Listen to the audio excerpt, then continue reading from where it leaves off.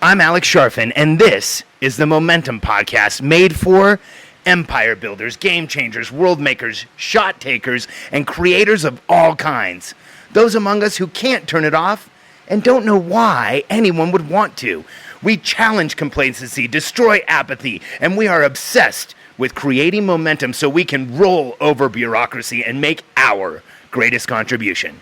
Sure, we'll pay attention to their rules, but only so we can bend them, break them, and then rewrite them around our own will. We don't accept our destiny, we define it. We don't understand defeat because you only lose if you stop, and we don't know how. While the rest of the world strives for average and clings desperately to the status quo, we are the minority, the few, who are willing to hallucinate that there could be a better future, and instead of just daydreaming of what could be, we endure the vulnerability and exposure it takes to make it real. We are the evolutionary hunters, clearly the most important people in the world, because entrepreneurs are the only source of consistent, positive human evolution, and we always will be. Welcome to episode 35. This topic is so close to who I am and the people I've coached and the clients I've had today and so much of my experience. It's imposter syndrome and why we hold ourselves back. So first, for those of you who haven't heard about imposter syndrome or are unfamiliar with the term, it's this debilitating feeling that entrepreneurs get that we're not good enough, that we shouldn't be doing what we should do, that no matter what level of success we have, we're going to get found out, that we're still a fraud, that people are going to understand that we're just not good enough. And if you've never felt this way, consider yourself fortunate, but I have some news for you. My belief is the more success you create, the more momentum you create, the more wealth you create, the more influence, affluence you create, the more likely this is to happen to you. In fact, let me read you a quote from someone who I hold in the highest regards, one of my all-time life heroes, Albert Einstein, who started as a physicist, but I see him more as a philosopher because I learned more from his sharing about his life and how he viewed life and how he saw the world. You know, his quote, I used it at my wedding. There are two ways to look at life. One is that nothing is a miracle, and two is that everything is. I choose the latter. And this is Einstein's quote about himself. He says, "The exaggerated esteem in which my life work is held makes me very ill at ease. I feel compelled to think of myself as an involuntary swindler." Albert Einstein. So here's a man who changed the world of physics as we know it, who reset the bar in mathematics as we know it, who changed our impression of the world, the universe, how things are put together, and how the world actually works. And he feels like an involuntary swindler because the exaggerated esteem in which his life work is held. So people look at his work with such high esteem, with such high regard, they respect him so much that he feels like he's almost taking advantage. How many of us have felt that way? See, what happens is there's this feeling that sneaks in. The more success we create, the more momentum we create, we can't help but start feeling a little bit of imposter syndrome. And here's why. I mean, this actually makes sense. We are always growing and pushing our own boundaries.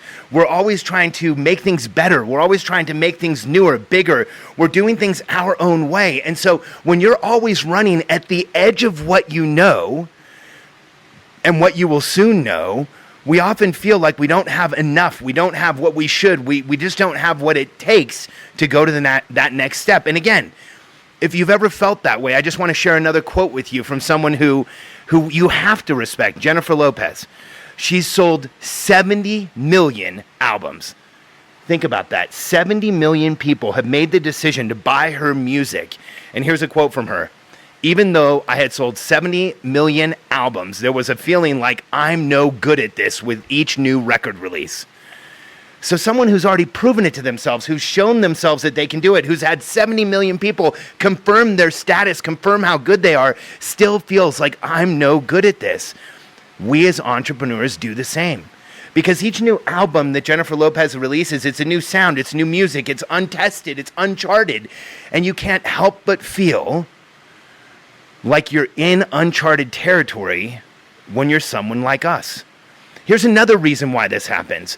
We, as entrepreneurs, as individuals, we compare our reality, how we're feeling, what we're seeing around us, the insecurities we have, the lack of success we perceive, and we're comparing it to someone else's veneer. We're comparing our worst day to their best day. And I see entrepreneurs do this all the time.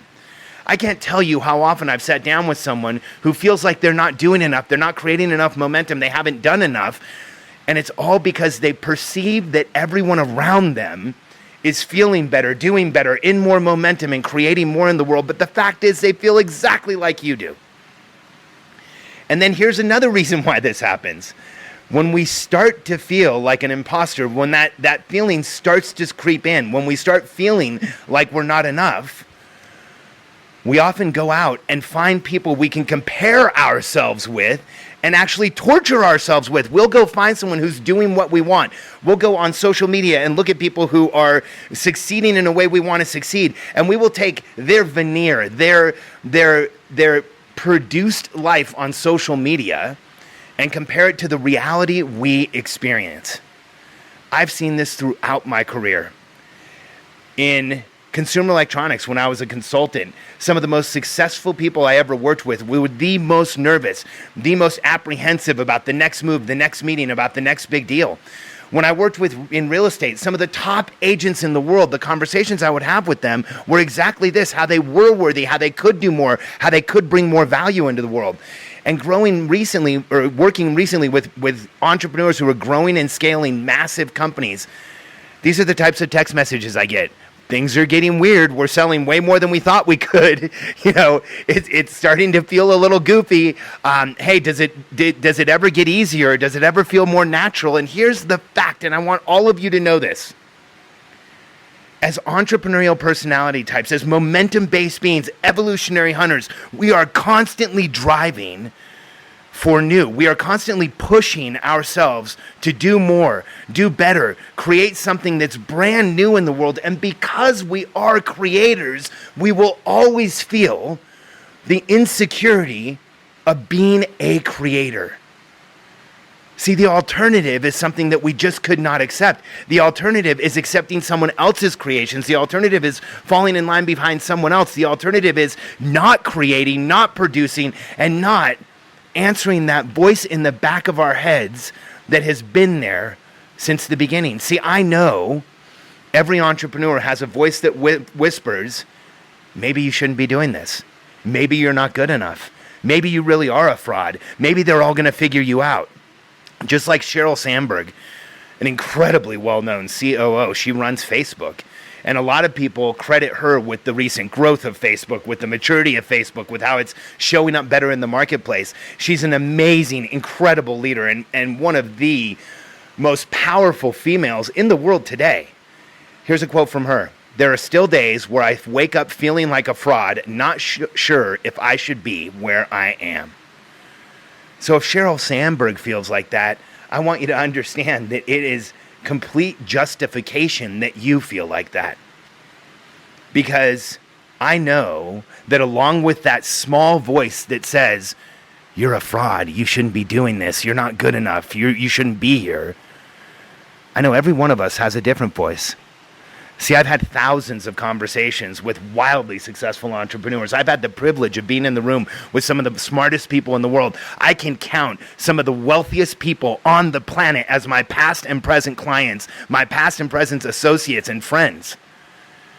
And I know that we all have that voice. Every one of them, no matter how successful, no matter how much over 10 figures in wealth they have created, they still feel it. But I want you to also admit, maybe for the first time right now, or maybe in a more dramatic way right now, or in a clearer way, that you also hear that voice that fights imposter syndrome. It's that voice in the back of your mind that says, you can do more, you can be more, you are meant for more, and that voice that has always said, you are going to change the world.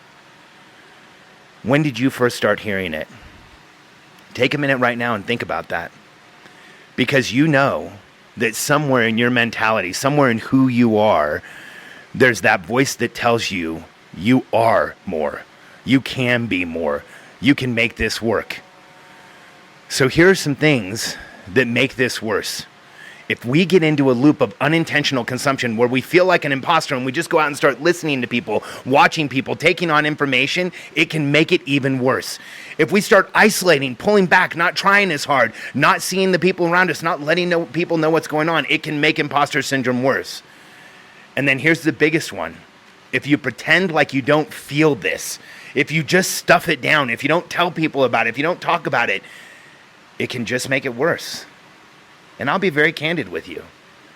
There is a time before I hit record on every one of these podcasts where I think, is anybody going to listen to this one? You know, I've gotten hundreds of positive comments about this podcast, but I've also gotten a few where people say, hey, on episode number 5, you seemed a little confused. Or on episode 13, I think you said this, but you meant to say this. And out of the hundreds of comments I received, you know which ones are indelibly printed in the back of my mind? The ones that were corrections or suggestions or where people told me that they didn't believe in what I said. Because we all feel this way. I share it openly because I want you to know I feel this way. My wife and I are independently wealthy. We have created tens of millions of dollars in value and in wealth for our family. And I've created billions of dollars in value for my clients. And I still feel this way. I create systems and strategies in my life to help me overcome this. So here's how you can overcome imposter syndrome. These are some of the easiest and most consistent ways to make yourself feel better about who you are. So number 1, realize that every entrepreneur, whether it is a famous business owner, an actor, an actress, a playwright, a screenwriter, somebody who's creating new things, running a major organization, making things happen in the world, changing paradigms for the people around them, 100% of them feel exactly like this. And it's those who keep going, who press past these feelings, who get over this, that make things happen in the world. Because here's the fact, it's mathematics. We are constantly doing new. We are constantly creating new horizons, new limits, new outcomes. And when you run your life that way, you will constantly be at the edge of what you know and don't know. So expect this feeling. And I want you to start thinking to yourself that every time the voice says, hey, you can't do this, you shouldn't do this, you're a fraud, I want you to say back to that voice, this is exactly what I should be hearing. This means I'm doing the right thing. If that voice gets louder, I'm actually creating the outcomes in the world that I should, and just press past it. Make it happen. Keep going. Do not stop. Natalie Portman, who is a really well-known actress and was in Star Wars Episode 1, carried a massive production load, also got accepted into Harvard, wrote the Harvard commencement speech 10 years later. This is a quote from her. When I got into Harvard, which by the way, for many is a lifetime achievement, just after the release of Star Wars 1, which again is a lifetime achievement, I feared people would assume I'd gotten in just for being famous and not worthy of intellectual rigor here. So even she was worried about how people would see her, felt like an imposter, didn't know if she had what it takes. So admit this. Tell the people around you you're feeling it. They'll help you get past it. If you have the right people in your life, they will push you past imposter syndrome and help you make your greatest contribution. The second way to do this, or the second way to get past imposter syndrome, is to track your effect. Go out and track the results you're getting people, the clients that you come in contact, the people that you're talking to, that your followers are getting. See what type of an outcome you're actually creating in the world. It will begin to prove to you just how valuable you actually are. And then here's a big one that I use on a daily basis and every one of my private clients uses. Create scoreboards to show yourself progress. Create a scoreboard that shows how much you're selling, how much you're interacting, how much you're talking to people. Create a scoreboard out of a simple process checklist so that you can check off how many you've done. Don't think for a minute, I don't have a podcast scoreboard that shows I've done 35 episodes in less than 70 days and that we've had 25,000 people watch this. Each time I go to record a new podcast, I go into our tracking system and I look and say, look at the thousands of people who have downloaded this. Look at how many people's lives we're touching. Look at how much we're putting out into the world. And it helps me, that simple scoreboard, hit record and get another episode done. See, I believe every one of us deals with imposter syndrome. And if we can put some of the right tactics into our lives, like admitting how we feel, creating scoreboards, tracking the effect we have in the world, and then putting systems and planning processes in place that allow us to see with perspective that we are moving forward, that we aren't plateaued, that we're not hitting a glass ceiling. This is how you and every entrepreneur in history who has overcome that paralyzing self-doubt has done it. And I want you to as well. Because here's what I know about imposter syndrome. In order to feel it, you have to be pushing the limitations of what you know. In order for it to affect you, you have to be pushing past what you've done before. And in order for you to even hear that voice that tells you you're a fraud, you have to be pushing past where you are into new territory and making new things happen. And that is exactly who we are. We are evolutionary hunters. We are hardwired to get up every day and go on a quest, go on a hunt, create bigger outcomes, and take them down. So from this point forward, I want you to welcome that voice. Share it openly with the people around you and prove it wrong by tracking your success, by showing how much you're doing. And if you track momentum anywhere, it will create momentum everywhere in your life. If you tell people what's really going on, you're going to start getting the help you need. If you're proactively transparent about how you feel, the world around you will lift you up and help you make your greatest contribution. And as a fellow evolutionary hunter and a member of your tribe, I want you to know that it's important to me that you do, because we all go forward faster together.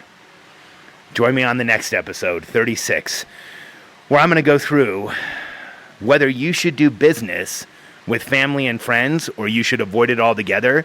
I think you'll be surprised at my opinions here. I look forward to seeing you on episode 36. If you haven't yet, download the Entrepreneurial Personality Type book. Go to freemomentumbook.com. That book will tell you more about yourself than anyone ever has, and I can't wait for you to send me a message through Facebook, send me a message through Instagram, let me know what you think of the book, and I look forward to seeing you on episode 36 of the Momentum Podcast for the Entrepreneurial Personality Type.